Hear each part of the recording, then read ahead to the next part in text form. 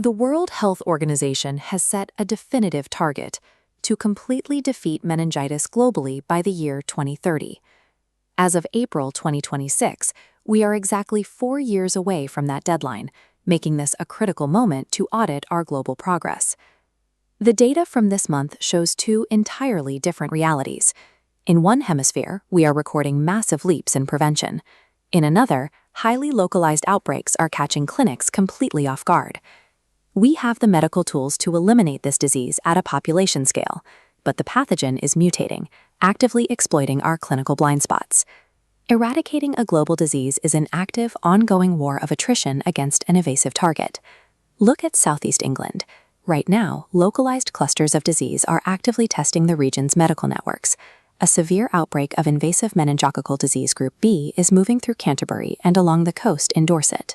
According to the UK HSA April 17 briefing, this outbreak is driven by a distinct genome, strain P1.121, which shows remarkably high transmission potential among young adults.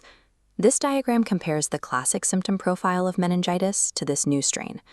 Normally, doctors look for a non-blanching rash to diagnose the disease, but with strain P1.121, that hallmark symptom is absent. Instead, the diagram shows a new sequence of red flags. Patients present with severe gastrointestinal distress, which spirals rapidly into systemic sepsis. Because it lacks the expected rash, this presentation is tricking doctors. It's causing delayed diagnoses and pushing back life-saving treatments. The pathogen mutated faster than standard clinical training could update, turning a well-monitored disease into a stealth threat. Now shift focus to West Africa, where the institutional frontline looks completely different. While the UK fights a localized diagnostic crisis, the African meningitis belt is achieving a massive regional milestone in prevention. Health networks in Nigeria and Niger are successfully rolling out the new Men5CV vaccine. This visualization tracks the rollout scale.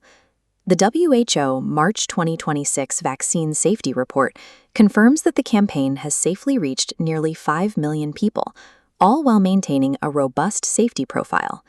The vaccine works as a pentavalent dose. A single injection creates an interlocking shield that blocks 5 major serogroups of the disease at the exact same time. When cold chain logistics and modern immunological engineering reach this level of scale, we can successfully shut down multiple avenues of a pathogen's spread all at once.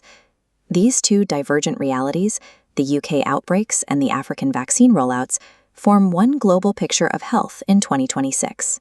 The millions of doses administered in Africa prove we possess the scientific hardware to defeat meningitis at the population level. Yet the clusters in England prove the pathogen will relentlessly exploit localized gaps in human awareness and diagnostic speed.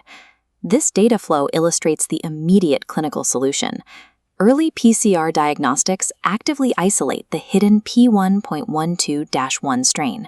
Once confirmed, doctors deploy prompt antibiotic intervention.